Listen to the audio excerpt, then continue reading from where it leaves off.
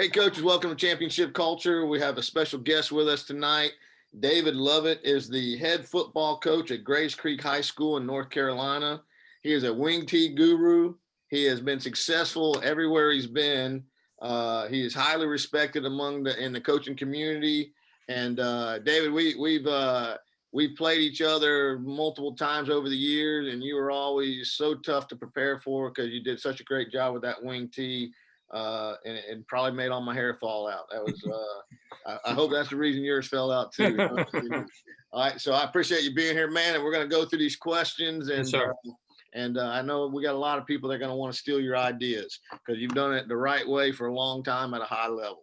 So question number one, can you give a 1-minute elevator introduction of yourself? Dave, well, you said a lot of it. I'm David Lovette. I've been at Grace Creek 15 years. Before that, I coached in my hometown, little crossroads in Robeson County called Red Springs. Had some success there, and my wife was actually working at Grace Creek High School when it first opened up, and the athletic director, I met him, and we talked a few times when my wife had basketball duty and stuff like that, and they said if the head coach ever retired, we'd love for you to come over to Grace Creek. And about 2 weeks later, the head coach retired, so I guess he knew something. And then they hired somebody else. On a Friday, and then on Monday they called me back and offered me the job again. And I made them wait about a week, and I went, and then I came to Grace Creek, and it's been a good place for me, and it's been it's been real good to me. Awesome. Now I knew you coached at Red Springs, but I didn't know that was your hometown. Yeah, that's my hometown. My dad was sort of in the 50s and 60s, sort of local legend. He was the first D1 football player to go out of Red Springs, and they played on the state championship baseball team they had in the late 50s there. And anyway, my grandfather had a furniture store there and all that sort of stuff back in the day. So it's a good place to be from. Yeah, it was. I tell you, it was one of my favorite places, and it was one of those situations where, when I was there, I don't know how it was when you were growing up, but the town was kind of low socioeconomic when I was there, and it's just one of those situations where the kids just wanted to be around you. They wanted to be there. They wanted. Yeah. When I was in high school in the 80s, the 2 mills closed down in town. And that's sort of the demise of everything when that started happening. And yeah, in the 90s and 2000s NAFTA hasn't been too good to Red Springs because it lost it. I think it actually lost 3 textile mills. Mm-hmm. Really, that whole area, and NAFTA kind of got, but the kids were just, they were hard-nosed kids, but they just wanted to be there, be around you, be at the field house, and it was just fun to coach them there. Yeah. So good place. All right. Question number 2, what is your definition of culture in your program? Well, I think I thought about this, and I listened to podcast. I got 2 crazy dogs, and when the COVID first thing happened, we had a dog die. My wife decided 2 days later, if I ever die, she's gonna have me replaced in a week, because the dog died on Saturday, and on Monday we were adopting another dog. And anyway, we got a dog, and he's real active. So I walk him every morning, and I live near a golf course. I live on a golf course. So we walk over to the golf course, come back. About a 2-mile trip in the morning. I listen to different podcasts in the morning, but one of them I listen to is Jocko Willink. I listen to him every day, and his books are great. I advise great. I can't even think. Extreme ownership. Yeah. Extreme ownership stuff is just really good, and I encourage that. But what I think culture is, and it goes down to what he's talked about some and what the other coaches talk about, it comes down to instilling values and traits and habits into your kids that when something bad happens, they're going to fall to the level of their training at some point. And I think having values and not just football, know what to do on a certain play, but how to react in situations at school, how to react in situations in the world. And so that if something does happen, good or bad, is that they'll have a toolbox, if you will, to be able to react to things in a good way, and not just that, but have good knowledge of how to make good choices in life. That's perfect, man. I feel the same with it. That's part of our job, is just to fill up their toolbox for when life hits. So that's really good. All right. Number 3, this is the big question. Number 3, What are the three best things you do to build culture in your program?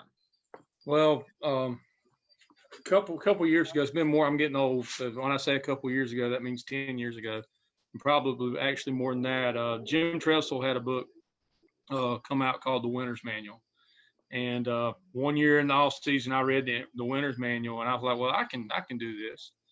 And I took some things out of his book, and I've looked at then Urban, another Ohio State guy, Urban Meyer, came out with Above the Line a couple years later, and probably those two books as football coaches probably have been two of the more influential books as far as culture goes for me. And for the Winner's Manual, what we started doing on the weight room is on Thursdays we do basically a BFS program, but on Thursdays we box, plyometrics, run around, all that sort of good stuff. And the last 10 minutes on Thursdays, I'd make them get a 25-cent folder, and I kept it for them in my office. I had not a milk crate, but it looks like a milk crate you can get at Walmart sort of thing. And they put those folders in there, and we would get them out each week, and I would give them a sheet, and we'd go over it, read through it. We would do Wooden's Pyramid for Success. We did a lot of Urban Meyer Above the Line stuff. I can't think of a little equation, E plus opportunity equals outcome, or E plus R equals O. Yeah, that's it. And I'm not too smart sometimes. I've been hit in the head too many times. And but anyway, we just went through a lot of that. And and talking about the stuff, we had a kid that's this past year has been pretty highly recruited, and and I saw the coach from Reynolds one year at the Greensboro Clinic in the Winter Clinic in February, and he's talking about kids doing if he wasn't there, it wouldn't matter type deal. And we had a coach, and he was in my office across the hallway from the weight room there, and we were talking in my office. And two or three of the seniors, they didn't get a whistle, but they got a watch, and we're on the timer in the weight room and all that sort of stuff. And they started calling it and all that sort of stuff, and they went through and did their lift just like I wasn't even in the room. And so they did a good job. So they had, when we go back to, they sort of fell back on the thing. But I'm a believer in that book, The Winner's Manual, that I have. We go through a lot of different things with it. I just took a lot of stuff out of Jim Tressel's book. I took a lot of stuff out of the Urban Meyer book. Anything I see, I found basketball coaches can coach too. And I found a whole PDF. I ran it off. It's about that thick, and put it in a notebook. And I've gone through that and used a couple of things out of that. And over the years, if I find something, a saying, an adage, or a thought process for something to give them with, then I do that. So probably the second thing we do that's really good is we did this, and we got away from it, and then we got back to it. Is that everything's a competition?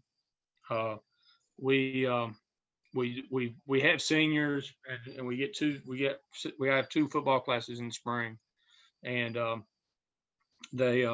so we get 6 seniors, and they pair up and they pick their teams. And grades, they get points for good grades, bad points, or take away points for bad grades. We do competitions. We got the big orange ball. I don't know what you call it, the defensive linebackers use on stuff. We push that at each other, and we'll take that into the gym, and whoever gets it past the volleyball spike line wins that competition. And we'll run through it. It takes 3 or 4 minutes, but we'll run through it. We do competition Tuesdays, and it's Coach Jackson's plan basically is that we do competition Tuesdays, and we give them points. And then the final part of that is something that we did. We've always sort of done this, but we changed it. Is on Friday we do our core lift, but I don't let the kids go to the gym. Like if we go to the gym, the other guys are playing basketball or dodgeball or stuff like that. If we go to the gym, hell's frozen over. I mean, something really is crazy. But what we started doing on Fridays was we do the core lift, and what I used to do, I reward them, and we get 15, 20 minutes playing Razzle Dazzle. Well, we sort of trick them into playing Razzle Dazzle. They're catching the ball, throwing the ball, learn how to move, cooperate, and all that sort of stuff. So they were doing that, and they played pretty hard at it. But then we started playing for 100 points in that competition. So teams played teams and the winners stayed on the floor and the losers sit. So there's about 25, 30 kids in class. So losers sit. And then anyway, so at the end of the week, I add the points up usually went to work on Sunday night and gives me a chance to get out of the house a little bit and go into work, add points up on Sunday night and post them and everything. And then on Monday morning, the team that won didn't have to run on Monday. The team that came in first or came in second runs once, and the team that came in third run twice. And they really didn't like losing because we got a parking lot. It's about like two gassers at once, and they don't like running the parking lot. And so whoever loses comes in third is running that parking lot twice, and so it builds competition, and the guys are competing against each other. So we try to worry about their social skills and all that sort of stuff. And then two, the thing we do, we want them to compete and get after it a little bit. What is when you're saying razzle dazzle? What's that? Is that like speedball? What is that? It's changed over the years. It's morphed. When we play razzle dazzle, we had the girls basketball coach from our school. She played a game. She came from Wake County a couple years ago, and she played a game where the kids actually shot the basketball into the hoop. And so we used to play a game called T-ball. And we get a volleyball stand or get a cone, set it upside down, and the guy had to throw the football at the cone and knock the ball off the cone. We played T-ball, but somebody stole my standards, and I couldn't, so I didn't have a place to put my cone anymore. So we started playing the game where we shoot the basketball. And we've had so it's one step throw. You get two when you're running. You got two steps to stop when you catch it. It's sort of like handball. And except they got to put it in the bat, and they have to shoot it in the basketball. And some of them are really good. Some of them are better shooting a football than they are a basketball. And we've had some kids dunk it, and people get dunked on the face. And we had a kid that actually went to Clemson a couple years ago, but then more than a couple years ago. It's been about 7 years ago now. And he dunked one from the free throw line one time, and everybody ran out the gym and all that sort of stuff. So it's a chance. I mean, they have fun for 15 minutes, and they really get it. They really get after it, and they enjoy doing it. And like I say, it's a reward on one hand because they get out of the weight room for a couple of minutes, and then two, but they're still competing for that thing because they don't want to run on Monday. How do you you find out who wants to compete in that too. How do you pick your teams? The captains pick the teams. Okay, and once they pick them, they keep them. They keep them for the year, and they try to do two things. They try to get good. They got two main focuses. Is they want somebody that's going. We get the tugs too. We get the tugs out on Tuesdays too. Sometimes we do a different game each Tuesday. They want somebody that can win the Tug of War. They want somebody that can make A's, and they want somebody that can help them in Razzle Dazzle. And so they try to get some well-rounded kids and all that sort of good stuff. How are the tugs? Is that one-on-one? Is it multiple guys? We generally do it one-on-one. I'm talking about with a tug, right? That's it's like a round thing, and it's got two handles coming off each side of it, and I think it's actually called a tug. Okay. And play tug of war with it, and we'll we got a kid right now, Crockett, he's a hoss, and we'll put two kids against him to make him work, and we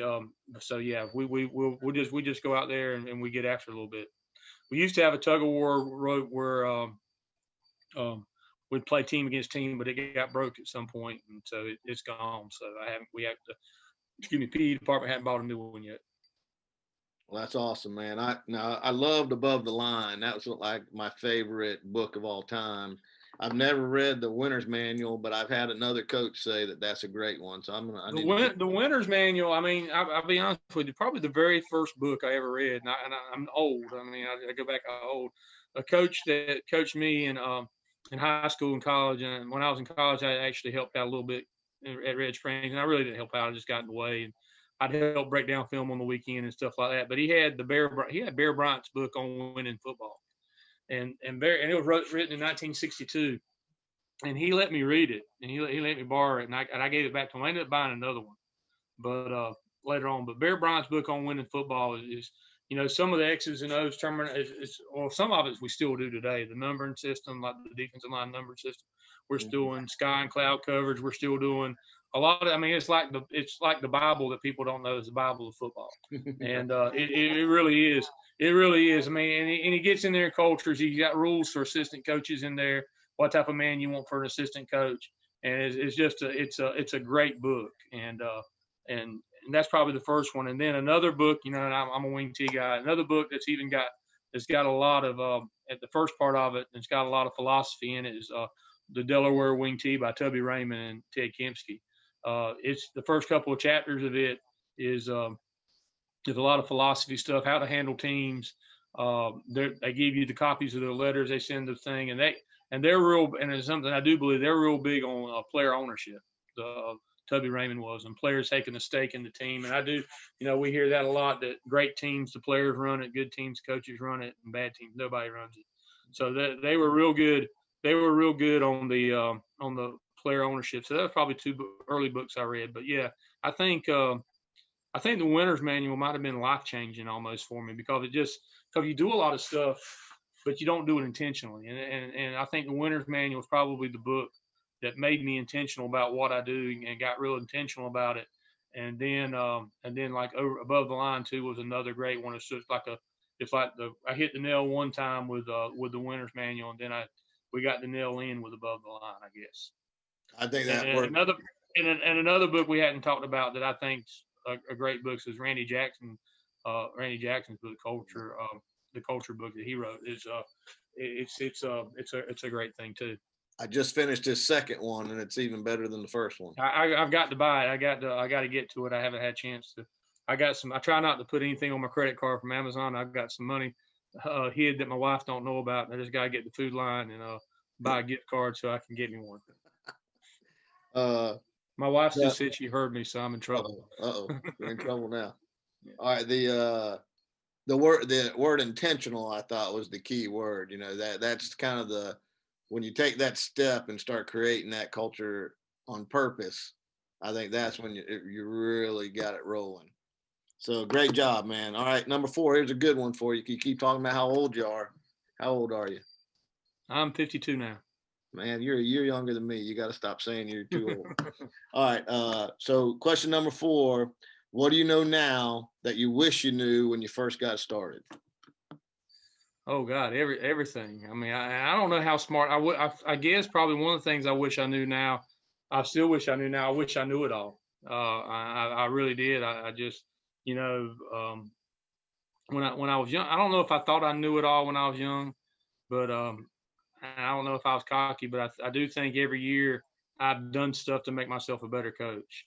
And I tell the kids that all the time, is that you're going to make yourself a better player, and I'm going to make myself a better coach. And we do stuff now offensively. We're a lot better. I watched this 10 years ago on film. I'm like, that's terrible. I'm embarrassed of that. And even 2 or 3 years ago sometimes. And so we every year we get a little bit better and just polish the stone a little bit more and all that sort of stuff. But I do remember the first job I ever interviewed for. I made the statement that I told him, I said, I'm not a politician, I'm a football coach. And that was wrong. As a head football coach, you are a politician. And you better be a good one. You better know how to get along with people, and you better know how to talk to people. And that's probably something that I wish it probably took me my first couple of years to figure that out, that just learn how to deal. I think, to me, sometimes adults are harder than kids. Just parents and everything like that, and sometimes assistant coaches are harder than the kids. The kids are generally motivated by the same stuff they've always been motivated by, but adults get in the way sometimes. So I mean, I think that might be the thing, is that we are politicians whether we realize it or not. Yeah, I always think the adults are much harder than the kids. The kids are ready. You just got to get the adults to get on, come through the door with you. And I hope you're not saying that you're running a jet sweep better now than you did 10 years ago, because I think we do. You do? I think we do. I think we've gotten better and polished, and some of the coaches have been with me for quite a while, and we have had a little bit of turnover here lately, but Blake Smith, he played quarterback against you when you were at South Johnston.